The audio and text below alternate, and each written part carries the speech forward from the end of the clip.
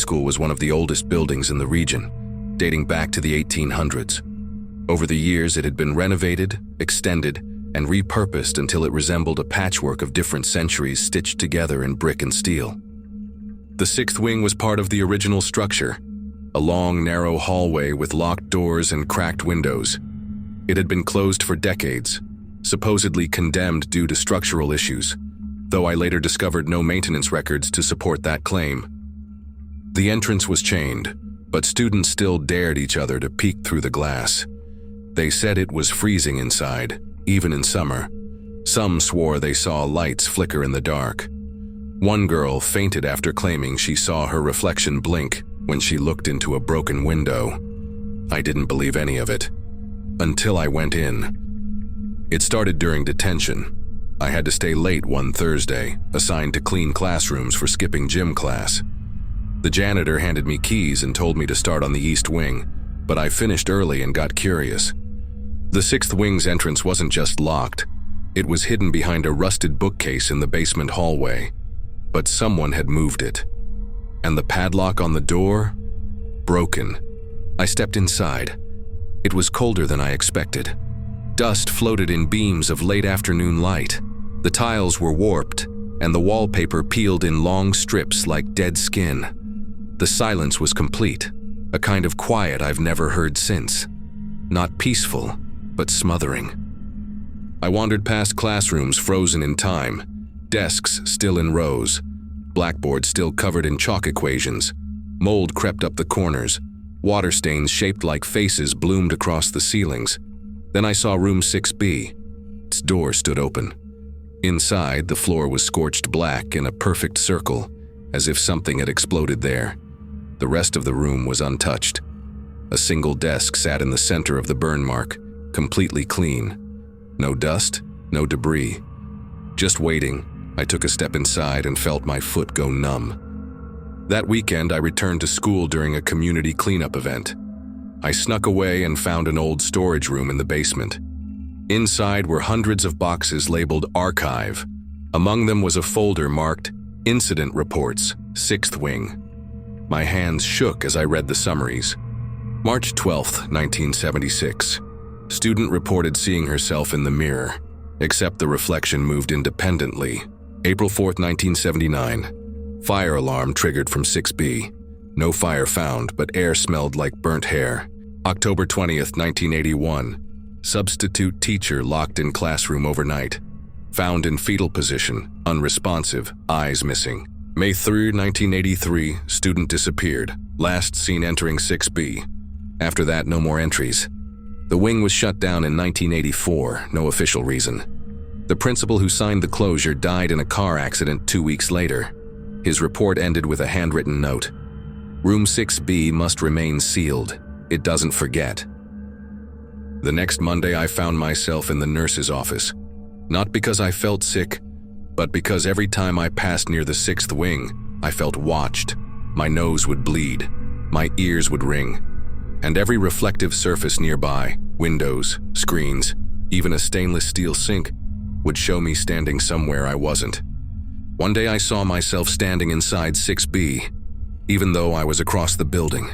Then my phone started glitching. Photos I never took appeared in my gallery, blurry images of the 6th wing hallway, always darker than I remembered, always with something just out of focus. A figure maybe, too tall, too thin. It never showed its face. I deleted the photos. They came back the next day. 3 weeks after I first entered 6B, I was assigned detention again, this time in the newer wing. But when I arrived, the supervising teacher wasn't there. The room was dark. On the desk lay a slip of paper with my name and a simple instruction. Room 6B, alone. I should have walked away. I should have told someone. Instead, I went. The 6th wing was open. Room 6B looked the same. Scorched floor, single desk, no dust. But this time, the windows were covered in black plastic. No light came in. As I stepped inside, the door slammed shut behind me. I stood in darkness, breathing cold air that stank of metal and mildew. Then the temperature dropped. Ice crystals formed on the window seams. And I heard it.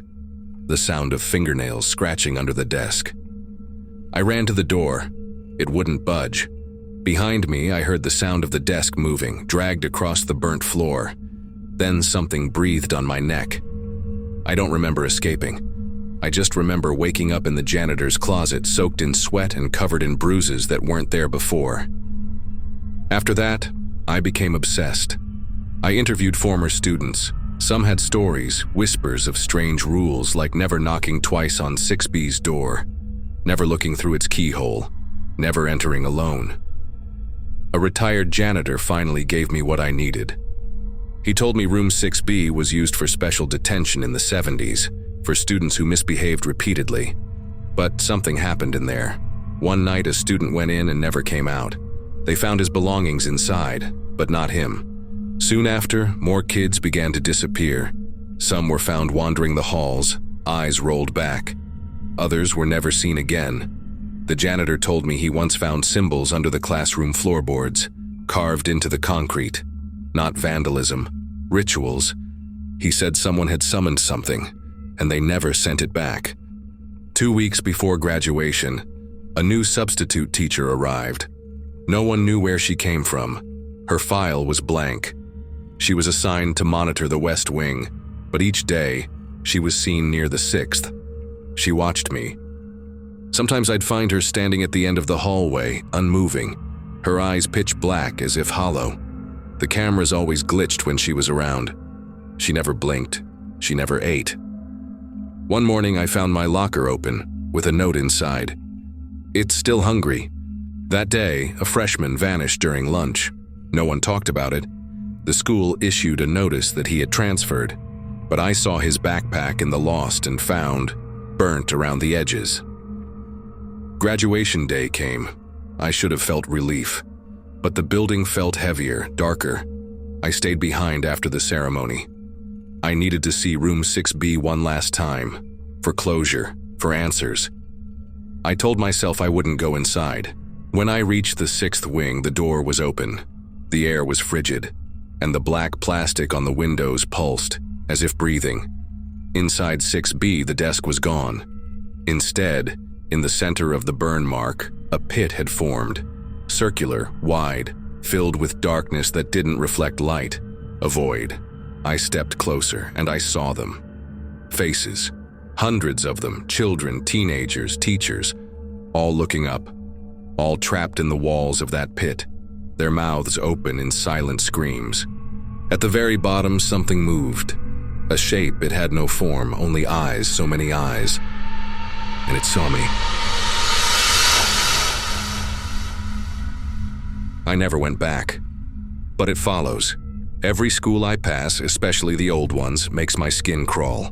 Sometimes I hear my name whispered in empty classrooms. Sometimes I see myself in mirrors where I shouldn't be. Whatever was in room 6B, it wasn't a ghost.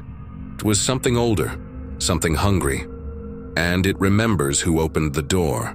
So if you're ever walking through your school and feel a sudden cold breeze, if your reflection lingers a little too long, or if you hear scratching beneath the floorboards, don't open the door, don't look through the keyhole, and above all, never enter alone.